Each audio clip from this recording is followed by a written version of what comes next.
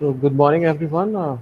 This is research which I have been doing from many years, and I have collected a lot of visuals and work of piece from many sources, from the bloggers, websites of museums, and personally I visited some museums in Qatar and Jaipur and some other places, and it's a very interesting area for me, and I've been doing this is research from like almost like 5 6 years. And when I went to look the application of this technique across all the creative expressions, one can find a lot of work which is being done in all sections of creativity. And so the topic is calligraphy in Islam, but I'm not going to talk about the values of Islam because this is not the area where I will be focusing. I'm just talking about the values in terms of cultural beliefs and mythological beliefs associated with the Islamic cultures. So, and this is a very long tradition in the Islamic culture. And if you look this piece of work carefully, you can see several verses here, and you can see the frame of the grid is based on pentagon, and it carries lots of uh, verses from Quran and messages of Prophet Muhammad. And in the center of this, you can see the name of Prophet Muhammad. So this is basically introduction, and in this presentation, I'm going to talk about a lot of work which is available in various countries, and the Islamic culture is spread over from Ottoman Empire to Indo-Gangetic plains and Eastern, Southeast Asia and Eastern Asia also. You can find in the Arabian Peninsula. You can find in Gulf of uh, Persian Gulf. You can find in across India these kind of work of piece.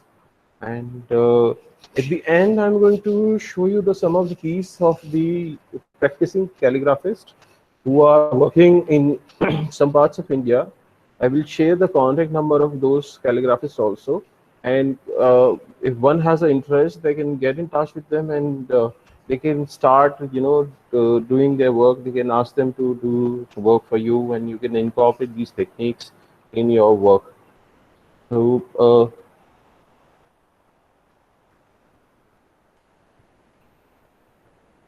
so before Prophet Muhammad, the uh, Kaaba used to look like this. There was around 360 statues around Kaaba, and before the Islam came, the earlier Abrahamic religion, people who were following the Abrahamic religion, they were worshipping the idols around the Kaaba, and this was before Prophet Muhammad.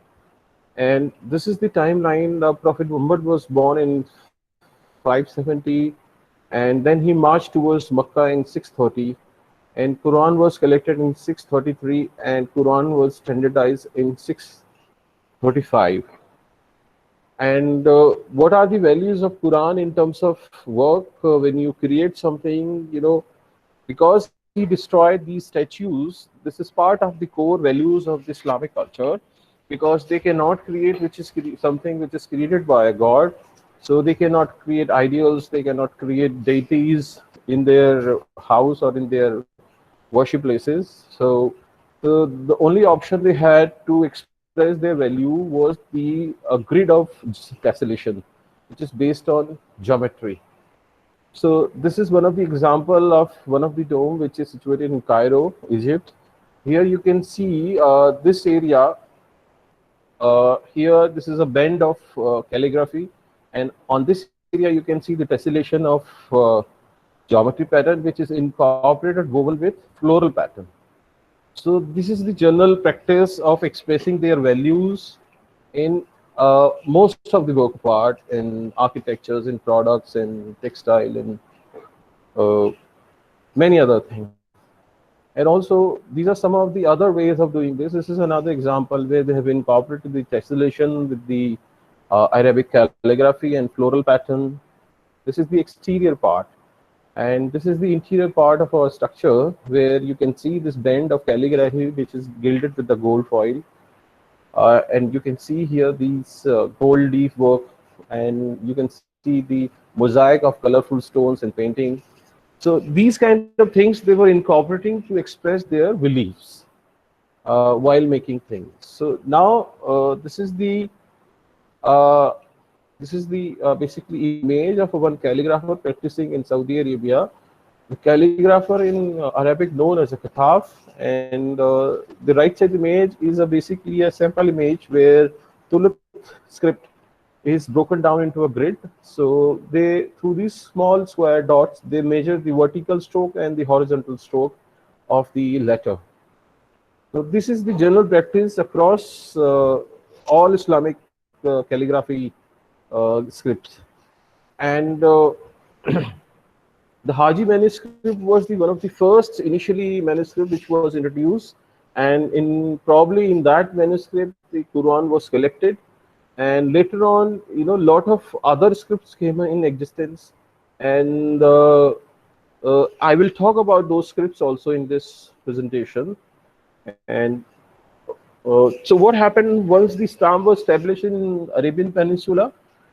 So through Silk Route, they went towards Ottoman Empire, they went towards Persia, Indo-Gangetic plains, and Uzbekistan, Kazakhstan, Afghanistan. All these parts were route connected to the Silk Route.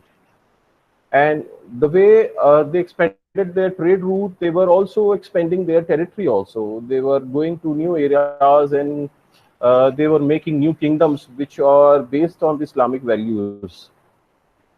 So once the paper was introduced by Chinese monks by Tashkent, uh, was introduced in Arabian areas like in Saudi Arabia and all these states. And suddenly the expression of calligraphy changed because the paper which is made out of the wooden pulp. Earlier they were making paper. That paper was not made out of wooden pulp. It was made out of silk fibers and cotton fibers. So when you look at this masterpiece, this is the most famous masterpiece. It is known as a Tugra, the signature seal of the Ottoman king, magnificent Sultan. And this is how you interpret this.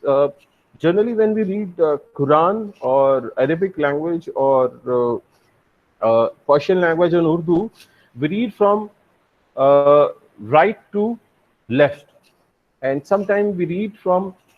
This is the general practice in their literature and manuscript. When it comes to calligraphy, so you can see in this colorful graphic, this is how you interpret in calligraphy. It can start from bottom, it can start from left also, it can start from right also, and they can start from top to bottom also. So there are many ways of interpreting these compositions, and this is another example of another manuscript which is incorporated with uh, some floral pattern and gold foil gilding work. And here in this composition also you can read from many ways. So this is basically name of Allah, and this figure is not exactly resembling something as a any particular uh, profile of any thing, but it looks like a water drop. Now let's talk about the kiswa. Kiswa is the basically fabric which is covered, used for covering the Makkah. And if you carefully look at the kiswa, it is in minute detail constructed and woven and then embroidered with the values of these calligraphy techniques. So this is the factory of kiswa, where these trained craftsmen are doing embroidery of gold and silver wire on silk fabric. So they use one of the finest silk fabric and they use one of the fine method of making the wire of gold and silver to basically create the impression of calligraphy on kiswa. So when you look at the door of Kaaba, which is also known as a Jannati Darwaza here, uh, uh, this is the largest image, and I have just cropped and zoomed in this. You can see several Quranic verses here. You can find messages. You can find the name of Allah. And if you carefully look at the door also of this gold is made out of gold. Here also you can find these calligraphy messages. Here also you can find, and on even on the door lock also you can find the calligraphy. Now this is the old image of a door of Makkah. You can find a lot of floral patterns, calligraphy here, and this is the new door of Makkah. Now, this is some of the old manuscripts, which is done with the combination of geometry and calligraphy and floral pattern. All these things are incorporated in this manuscript.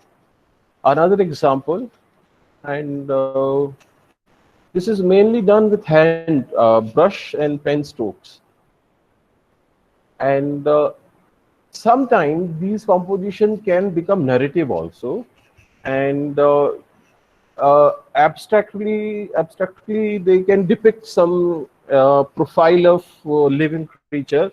For instance, this looks like bird, this looks like peacock, this looks like lion, and this looks like a man who's praying, and this looks like a face of a lion. So there are many other expressions in calligraphy. This particular work is basically depicting the journey of Karwa. People, when they were migrating from desert to one end to other end, so they have weapons, they have some supply, food supply, and they have some food for the animal also. And this particular work piece is depicting the trance culture, because in some of the areas in Ottoman Empire, people still believe in Sufism. So when they go to Sufi shrine, they do music and they play music and they go into trance while dancing. So this particular composition is depicting trance. Now, when it comes to products, objects of everyday use, you can find several styles of calligraphy here. You can find several material which is incorporated. This particular box is made out of wood, and then it is inlaid with the silver wire. This particular piece is made out of bronze and inlaid with the silver, and this piece is made out of copper. This piece is made of bronze, and this piece is again combination of wood and brass wire inlay, and this piece is made out of brass. Another example, which is very fine, detailed, intricate work of calligraphy with the combination of floral patterns. You can find in all Islamic culture these things. And now look at the armors. This is basically armor which was used to basically show us the power in during the difficult times or wartime. So they were storing, this is part of a flag. It's a finial of a flag. And you can see another example of armor. Here you can see the name of Allah, and then you can see the several other messages on the armor. Now look at, these are the other example of calligraphy. These are the helmet, and these are shoulder cover. Here it is done with the gold, and here it is done with the silver on iron. Again, this is silver with iron. Some of the other example of this is gold on iron, this is gold on iron, silver on iron. Some more examples. Now, when it comes to architecture, whenever they were going to new areas and they were, acquiring that area, so they were building victory towers across the world. So this image is from Qutb Minar. You can see the fine work of calligraphy here, which is incorporated with floral pattern, and this carries a geometry tessellation behind this calligraphy. This example is from one of the mosques from Cairo. Here, if you see, this entire band is made out of calligraphy. Here, this is done with the painting. Again, the jali work. Uh, this is again the combination of geometry and calligraphy. And this is a ceiling piece of another mosque. And look at this area. This particular area has a calligraphy with floral pattern. This is another example. This is also one of the mosques in Egypt, and this is the ceiling on the bend of around this square. You can find the calligraphy. It's done with a gold gilding. Now, these are the some of the images I have got from the one of the blogger Meera Gupta. She is a very enthusiastic and collector of images and work of art. So I have taken from her presentation. So this right side black curtain is basically depicting the Qibla wall, and this is a silver coin, and this is a gold coin from India, Hyderabad. And this is the chola, basically a shirt of king, which is done with a painting and block printing and again painting. Okay, so it has a lot of application in the Islamic culture. Now, interesting finding, if you go to Dera Baba Nanak, which is in Gurdaspur, you can find the Chola Baba Nanak here, which has the calligraphy on Naqsh, verses of Quran. And this painting is in Chandigarh Museum. You can, if you have a time, you can go and have a look to this. So the Chola Baba Nanak is also done with the Naqsh calligraphy, and it has the verses of Quran. Now, these are the main 5 techniques of calligraphy which is used across the world: Naqsh, Tulut, Muhakkak, Nashtalik, and Raka. So I will talk about these techniques. So basically they have written Bismillah Rahman Rahim in Naqsh, again the Bismillah Rahman Rahim, Bismillah Rahman Rahim, Bismillah Rahman Rahim, and Bismillah Rahman. All these 5 basic styles of calligraphy has different applications. Some of these are used for architecture, some of these are used for day-to-day writing, some of these are used for the royal court orders, and some of these are used for just casual work, which you do generally day-to-day. So this is the example of a Naqsh calligraphy. This is a Fateh Surah Fatiha in Naqsh calligraphy, done with floral pattern and with very minute detailing of miniature painting. And this is the example of Tulut. And this image is, I have got this image from Mr. Jakir Jaffa. He is based in Tonk, and he has explained me this is the name of Prophet Muhammad in calligraphy. And with these units, they measure the length of vertical and horizontal stroke. So this is one of the example of Tulut calligraphy. Now, Muhakkak, this is another example, another style of calligraphy. This is again verses of Quran here, and this is Nastalik. So within the Nastalik also, if you go to Arabian Peninsula, you will have a different words, and if you come to Persian Gulf, you will find different. And if you come to Indo-Gangetic Plain, you will find something else. So all these calligraphy styles have sub-styles depending on the region. And this is the Raka. This Raka is basically a day-to-day writing of script. So whenever they write generally any signages, even if you go to Saudi Arabia, you will find the most of the signages on the road and streets are done on Raka. And now this is very interesting, Kufi. This gentleman is based in Delhi, and he is a calligraphist, and then he carves on the wood, and this is the end product. Same Kufi calligraphy is done on the gold also, and on architecture also, and on many scripts. So around 32 styles of Kufi is available. It's a large area. Within this Kufi script, you can find 32 scripts, styles of Kufi. Now, let's look at this. These paintings. These paintings are having a calligraphy plus some mythical creatures and having a war scene. Now, when you look at the first two slides, the Prophet Muhammad basically destroyed the statues around the Kaaba.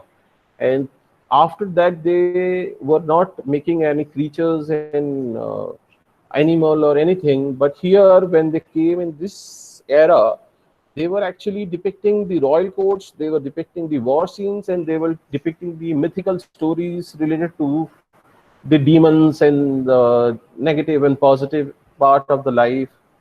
So this is another change in the calligraphy. Now, when it comes to uh, Indo-Gangetic plain, you can see the Mughal Darbar, which has no calligraphy, but the all the Darbar employers are there. Here, another example of Mughal Darbar, you can see calligraphy here. Okay, so he's the gentleman who has helped me out to do this research, and this is the example of Diwani script.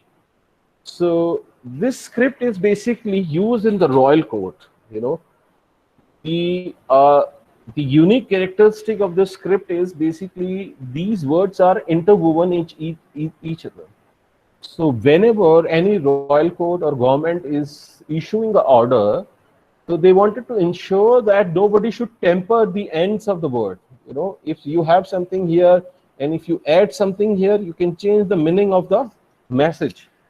So this script was developed in terms of so that nobody can temper what is written on that, because during those days there was only handwritten documents available for the private body, for the governments, for the authorities, for the civil servants. So you can note down the number of this gentleman. You can get in touch with him if you have interest. You can, do whatever you want to do further. This is another example. Now, this style is basically from India. Probably this style was introduced during the Mughal era. When you go to Arabic culture, Arabic Peninsula, you will not find these scripts.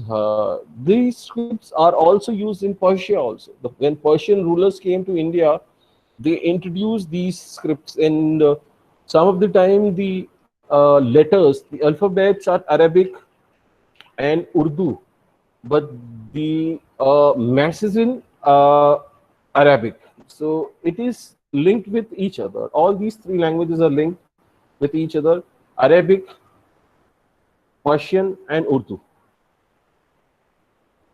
This is another example of Mr.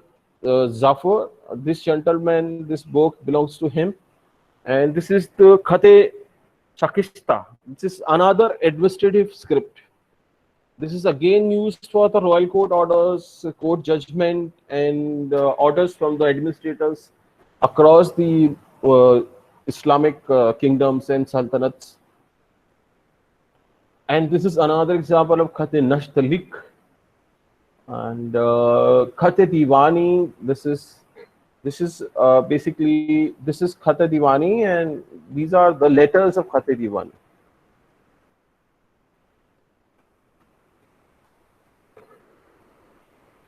And this calligraphy is done on Khate Tulut. This you can find in Delhi. I will share the number of this calligraphist. You can get in touch with him and you can explore new areas. And this is basically explaining the the message of Quran.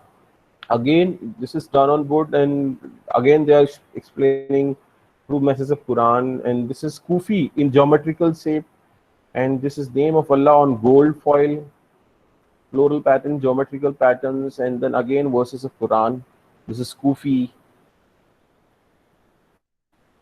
Now, this work of wooden object is basically done on Diwani. He's the gentleman, and he has passed on this technique to this gentleman, and he's got the national award also on this work of piece. And now finding is that, is there any prevention value in the Islamic culture of calligraphy when it comes to Indo-Gangetic plain or Persian Gulf? Are these universal values of Islam of not drawing figurative things or not drawing the creatures of other planets or mythical creatures. The question comes why they are doing this, and is there any significant value related to in the regional area? So, or the second point is then, is there any scope of a new style? So I have found out that there are new fonts are emerging with the help of computer. Some of the calligraphists are basically manipulating their composition with the computer technique, and so currently, is there any influence of technology also? This is another question, and these are the references.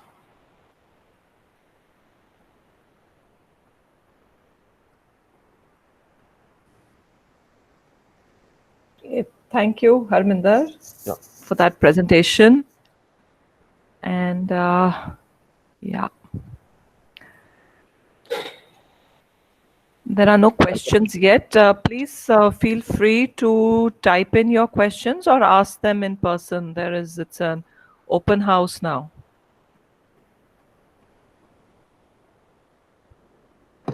So while people think of their questions, Radha, may I take a few minutes to? Yes, please. Yeah. We noticed that I was saying earlier that Harminder is from SEPT and Professor Vasavra is here, and I think we may be misrepresenting his degree. It's MSc in Conservation Studies, not architecture, because architecture is under the purview of COA, so we might get into. So I stand corrected on that. We will correct that. And it's an interesting presentation. And also, the craftsman you mentioned, Harminder, is here as well. So, has joined us. It's not clear what there are lots of questions. Of course, everybody will ask. What does BAE stand for, and what there are lots of issues that you've raised, and of course, like any culture, like any religion, it's not a monolith. So there are diversities in it. And of course, India has been a great culture where which has adopted and infused other cultures with a new identity like Sufism. That Darwish and so there's lots to learn, of course, and thank you for a very interesting. I would like to take this opportunity to ask Professor Vasavra if he'd like to make some comments and.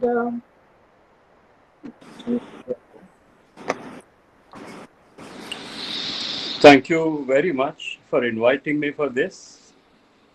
Good morning, sir. Good morning, and I also thank Harminder to appear after many years and invite me on this.